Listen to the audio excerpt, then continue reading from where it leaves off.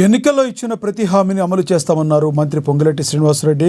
సన్నవడ్లకు 500 రూపాయల bonus, ration కార్డుకు సన్నబియ్యం లాంటి కార్యక్రమాలు అమలు చేస్తున్నామని తెలిపారు. రాబోయే రోజుల్లో మిగిలిన పథకాలను అమలు చేస్తామన్నారు.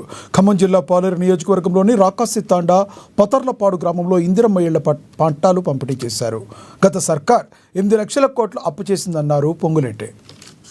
రోడ్డు నుంచి రావిచెట్టు తండా వరకు సుమారు 9.5 కిలోమీటర్ల పొడుగు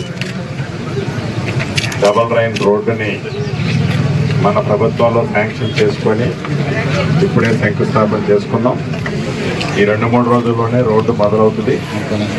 ఈ రోడ్డుకి ఇరుపక్కల ఎక్కడైతే గతంలో వ్యవసాయ బావులు ఆనుకొని ఉన్నాయో ఆ వ్యవసాయ బావులన్నిటినీ కూడా పక్కనే మార్చమని భూమిలో ఉన్న ఆసాములకు చెప్పాను. ప్రభుత్వమే మళ్ళీ వాళ్ళకి బావి తవ్వి ఆ మట్టి ఇటు పోసి వాళ్ళకి అది భావిస్తుంది. రైతులు కూడా ఎవరు ఇబ్బంది పడాల్సిన అవసరం లేదు ఎక్కడా కూడా. రెండవది, రోడ్డు వేసేటప్పుడు కానీ ఏదన్నా అభివృద్ధి సంక్షేమ కార్యక్రమాలు చేసేటప్పుడు భూమి అక్కడ ఉన్న కాంపౌండ్ వాలో పోతుంది. ఈ పోయేటప్పుడు నాది పక్క వాళ్ళది ఏమనిపిస్తుంది అంటే వాడు వెడల్పు చేస్తే ఇల్లంతా పోయినా పర్వాలేదు, నాకు రోడ్డు రావాలని కోరుకుంటుంది. అట్లా కాకుండా ఎవరైతే మీరు సహకరిస్తే తరతరాలుగా డబల్ రోడ్ అనేది మీకు ఉపయోగపడుతుంది.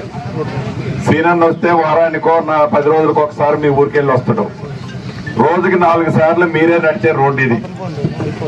కాబట్టి దయచేసి నా కుటుంబ సభ్యులందరూ ఎవరినో ఇబ్బంది పెట్టాలని కాదు, మీరందరూ కూడా సహకరిస్తే ప్రభుత్వ పక్షాన నేను పనిచేయగలుగుతా.